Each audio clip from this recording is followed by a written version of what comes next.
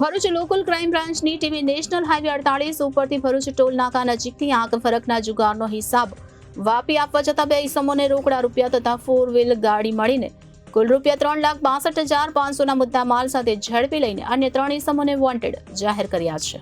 ઉચ્ચ અધિકારીઓ તરફથી જિલ્લામાં કાયદો અને વ્યવસ્થાની સ્થિતિ જળવાઈ રહે અને દારૂ જુગારની પ્રવૃત્તિઓ સદંતર બંધ રહે તે માટે અસરકારક કામગીરી કરવા જિલ્લાના પોલીસ વિભાગને સૂચનાઓ આપી હતી. તેના અનુસંધાને ભરૂચ લોકલ ક્રાઇમ બ્રાન્ચ પીઆઈએમપી વાળા દ્વારા એલસીબી સ્ટાફની અલગ અલગ ટીમો બનાવી દારૂ જુગારના કેસો શોધી કાઢવા સઘન પ્રયત્ન હાથ ધરવામાં આવ્યા હતા. દરમિયાન ગત રોજ local crime branch PSI D A Tuvar team સાથે નેશનલ હાઈવે 48 પર ખાનગી વાહનમાં પેટ્રોલિંગમાં હતા. તે દરમિયાન બાતમી મળી હતી કે સાતલી પાસે આવેલ ગરાડી ગામમાં આંખ ફરકનો જુગાર રમાડતા અને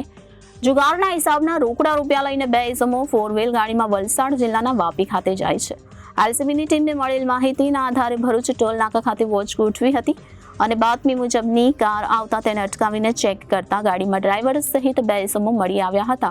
અને ગાડીમાં તપાસ કરતા ગાડીના ડ્રોરમાંથી રોકડા રૂપિયા 52,500 મળી આવ્યા હતા. ગાડીમાં હાજર ઈસમોની પૂછપરછ કરતા સાદલી નજીક આવેલ ગરાડી ગામે જગદીશ રહેપુર તથા ઝાકીર નામનો ઈસમ સાથે મળીને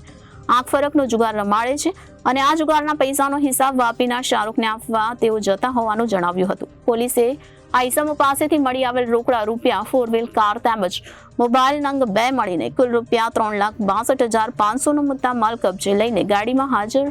મળેલ ઈસમો મકસૂદ અબ્દુલ હમીદ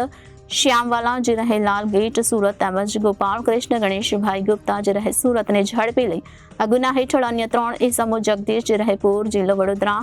શાહરૂખ જે રહે વાપી જિલ્લો વલસાડ અને ઝાકીર જે રહે ગરાડી જિલ્લો વડોદરાને વોન્ટેડ જાહેર કરીને અંકલેશ્વર શહેર બે ડિવિઝન પોલીસ મથકમાં ગુનો નોંધાવ્યો હતો. Reporter Viral Gohil, Janadesh news, Bharuch.